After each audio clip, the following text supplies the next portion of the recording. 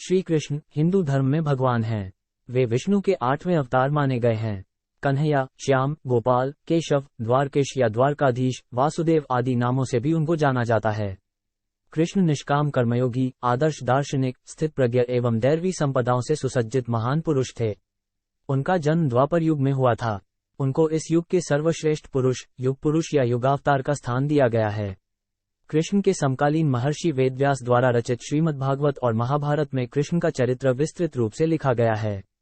भगवद गीता कृष्ण और अर्जुन का संवाद है जो ग्रंथ आज भी पूरे विश्व में लोकप्रिय है। इस उपदेश के लिए कृष्ण को जगत गुरु का सम्मान भी दिया जाता है। बाल कृष्ण का लड्डू गोपाल रूप, जिनकी सदियों से घर घर में पूजा की जाती रही है। कृष्ण वसुदेव और देवकी की 8वीं संतान थे। देवकी कंस की बहन थी। कंस एक अत्याचारी राजा था। उसने आकाशवाणी सुनी थी कि देवकी के 8वें पुत्र द्वारा वह मारा जाएगा। इससे बचने के लिए कंस ने देवकी और वसुदेव को मथुरा के कारागार में डाल दिया। मथुरा के कारागार में ही भादो मास के कृष्ण पक्ष की अष्टमी को उनका जन्म हुआ। कंस के डर से वसुदेव ने नवजात बालक को रात में ही यमुना पार गोकुल में यशोदा के यहाँ पहुंचा दिया। गोकुल में उनका लालन पालन हुआ था।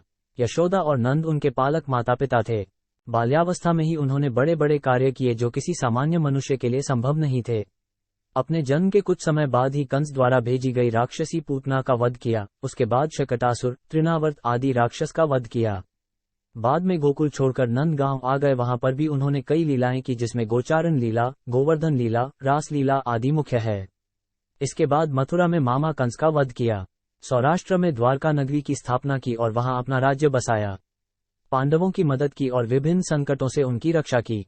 महाभारत के युद्ध में उन्होंने अर्जुन के सारथी की भूमिका निभाई और रणक्षेत्र में ही उन्हें उपदेश दिया। 124 वर्षों के जीवन काल के बाद उन्होंने अपनी लीला समाप्त की।